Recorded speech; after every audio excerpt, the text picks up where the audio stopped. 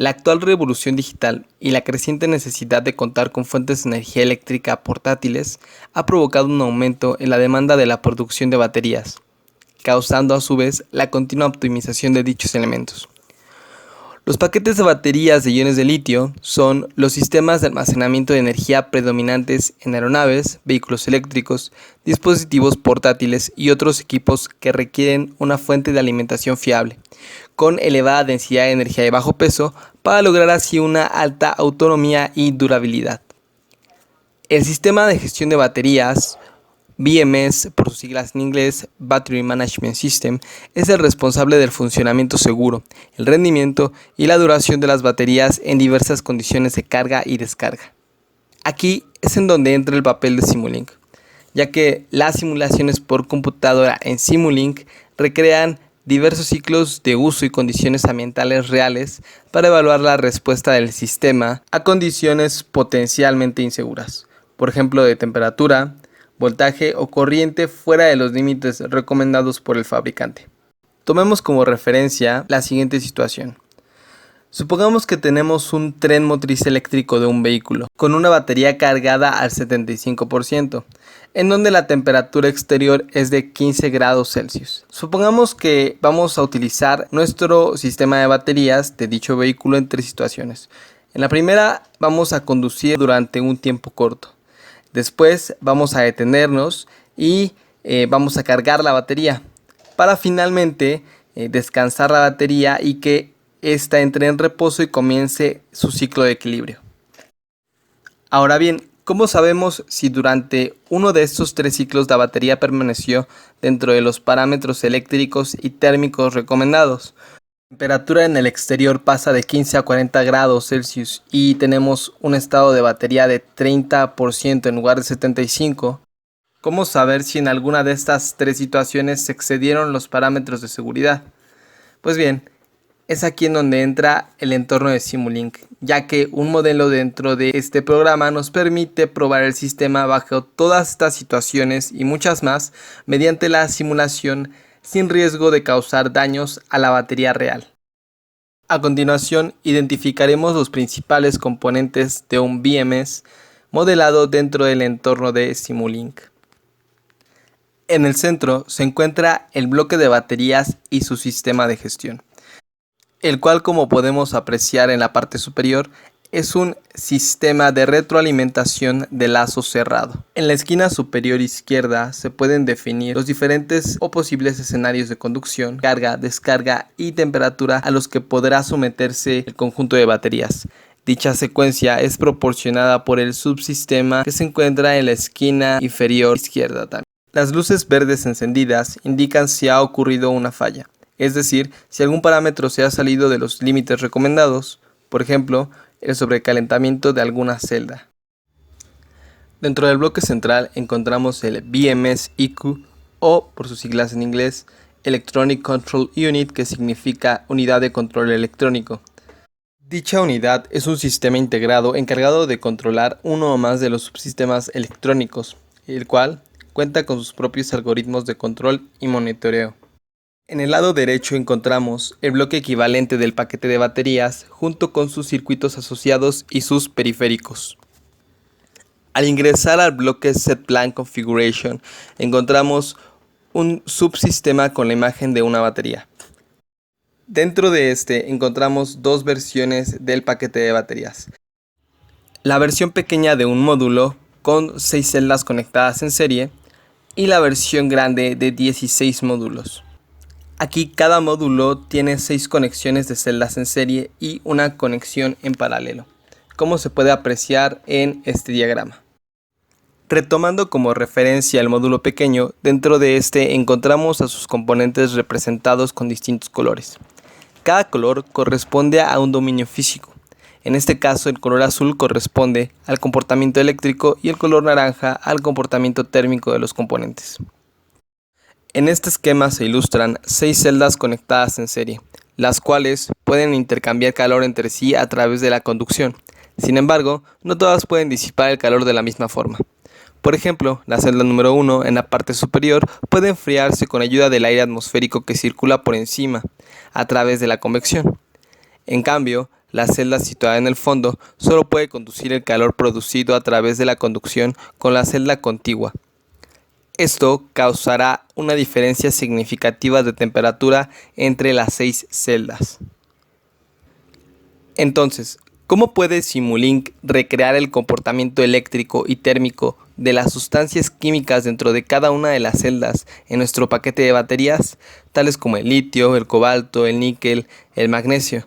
Pues bien, esto es posible gracias a que dentro de cada celda existe un circuito equivalente, cuya topología y parámetros entregan una respuesta equivalente a la que se observaría experimentalmente. Los componentes de este circuito también deben incluir el comportamiento de temperatura, COC, siglas en inglés de State of Charge, y los factores de deterioro de la batería. Regresando al paquete de baterías de un módulo, se halla un subsistema sombreado con bordes azules. Este cuenta con un circuito de balanceo pasivo, regido por la lógica de balanceo del algoritmo del sistema gestor de baterías, el cual cuenta con interruptores encargados de cerrarse de forma selectiva cuando su celda correspondiente necesita una descarga parcial para bajar así su estado de carga, ya que mantener los módulos de celdas de batería balanceados permite utilizar mejor su capacidad de almacenamiento total. Otro modelo importante del modelo de planta es el conjunto de cargadores, inversores y circuitos relés. Previo a la conexión de un paquete de baterías a un cargador, es importante preconectarlas a través de una resistencia para prevenir una corriente excesiva que pudiese ingresar súbitamente y dañar el paquete de batería. Para finalizar, la última pieza importante dentro de nuestra planta de baterías es el bloque que simulará la carga y la descarga de nuestro paquete de baterías. Ambos procesos simplemente representados por una fuente de voltaje programada para simular los perfiles de carga y un motor para simular los perfiles de conducción responsables de la descarga, definidos en el bloque inicial. Bien, lo anteriormente visto corresponde a la planta de baterías, sus circuitos asociados y periféricos. Retomando nuestro enfoque y dirigiéndolo ahora hacia el ECU o unidad de control electrónico, esta parte se encarga de monitorear, proteger, limitar y reportar mediciones obtenidas del paquete de baterías. Una vez ingresados en dicho bloque, el calculador de los límites de corriente y potencia en la parte superior izquierda utiliza los voltajes y temperaturas individuales de cada celda para calcular los niveles de carga y descarga de corriente máximos permitidos. Cuando una celda se encuentra en un estado de carga bajo, su voltaje es pequeño y es importante prevenir que la celda entregue una cantidad de corriente grande, ya que esto causaría una caída de voltaje excesivamente grande que podría estar por debajo del voltaje de corte especificado por el fabricante. Comparando el voltaje de celda mínimo en el módulo contra el umbral más bajo permitido y dividiéndolo después entre el valor de la resistencia interna máxima para cada celda, podremos calcular un umbral o rango de corriente basado en el voltaje. Así bien, también es importante limitar la entrega o ingreso actual de corriente cuando la temperatura es demasiado alta o demasiado baja. Utilizando una tabla de búsqueda con forma de S ascendente o descendente, podremos especificar un rango de corriente en función de la temperatura y modular la entrega de corriente permitida. Esto es muy importante para evitar daños físicos en las baterías por las altas temperaturas, tanto para el proceso de carga como el proceso de descarga. Por otro lado, el proceso de carga no está permitido por debajo de la temperatura de congelación. Dichos parámetros son comparados entre sí, y el valor más pequeño encontrado será establecido como el límite actual de carga o descarga. El subsistema llamado State Machine se encarga de establecer la operación principal del sistema de gestión de baterías o BMS, y lo encontramos representado con el símbolo de flujo de estado. Dentro de una caja de herramientas destinadas a diseñar la lógica de estado, en el estado de flujo se usan componentes para representar los distintos estados, los cuales pueden estar activos o inactivos dependiendo de las condiciones. Dentro de cada componente se encuentra escrito el código que se ejecuta al entrar o salir del estado activo. El State Machine contiene 4 estados paralelos, es decir, que pueden estar activos al mismo tiempo. El primero define las variables de estado del BMS, las cuales indican el estado principal del paquete de baterías, como conducción, reposo, carga y falla. El segundo componente activa el estado de falla en caso de que un voltaje o temperatura alcancen un nivel inseguro. Los tercer y cuarto estados definen la secuencia de encendido y apagado del contactor para el inversor del cargador. Esto es necesario para evitar que los valores de corriente excesivamente grandes entren al ciclo de la etapa de carga. Les voy a hablar del estado de carga o SOC. Y bueno, esta es la estimación del SOC es necesaria para predecir la carga restante de una celda de batería. También se usa para equilibrar las celdas en algunos sistemas de administración de baterías. Y bueno, esto es porque sabiendo cuánto puede durar el coche, tienes que parar y cargar, dependiendo de la estimación precisa del SOC de la batería. Esto es muy importante y es más desafiante que el diseño tradicional de indicador de combustibles de vehículos, porque este último utiliza un método de medición directo. En el sistema de batería no medimos el estado de carga porque no se puede medir directamente. De hecho, medimos otras cosas y se relacionan con el SOC. El tercer subsistema contiene tres tipos diferentes de métodos de estimación del estado de carga, y el subsistema es este. Eh, Y si entramos en él, podemos ver los tres métodos, que es el Coulomb Counting, el UKF y el EKF. De hecho, los desarrolladores de BMS solo usan uno de los tres métodos, pero aquí se presentan los tres y se dicen algunas ventajas y desventajas.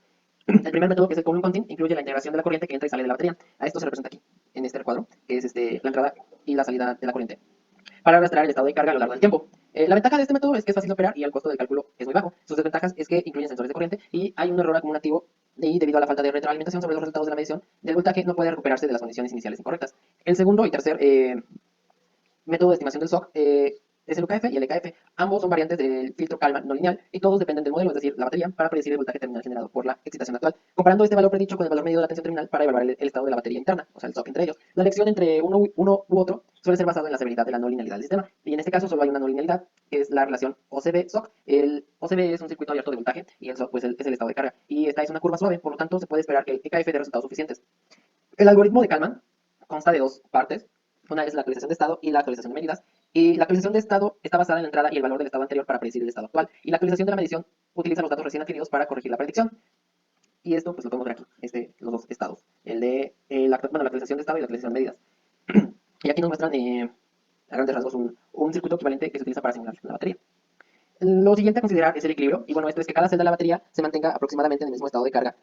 De lo contrario, la celda con el SOC más alto limitará la cantidad de carga que podemos cargar en la batería y esto conduce a una utilización insuficiente del sistema. Esto se representa en el tercer recuadro. Esta lógica de estado calcula la suma más alta, la diferencia entre los voltajes de celda más bajos y en función de si la diferencia supera el calor del diseño, se activa una ecualización pasiva. Aquí nos muestran los comandos que se activan. El comando de ecualización es un vector booleano y este. Y este indica activar la resistencia para reducir lentamente el SOC de la batería, excepto por las celdas con el SOC más bajo, hasta que finalmente todo el SOC converge dentro de un umbral especificado.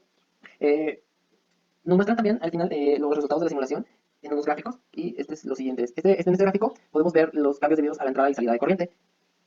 Al comienzo de la simulación pues son ligeramente diferentes porque se tiene un ligero desequilibrio del SOC. Pero al final de la simulación, debido a la activación del algoritmo de ecualización, estos valores convergen entre sí. Y aquí lo podemos ver. Al comienzo pues son ligeramente diferentes, pero al final convergen todos entre sí. Y aquí nos marca también con una rayita roja.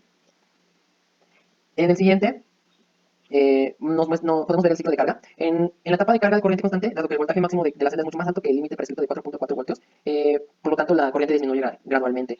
Y aquí lo vemos, o sea, aquí excede el límite de 4.4 voltios que estaba prescrito, entonces pues ya desde la corriente disminuye gradualmente. Y es que una corriente excesiva puede hacer que el voltaje exceda el umbral y esto limita gravemente la vida útil de la batería.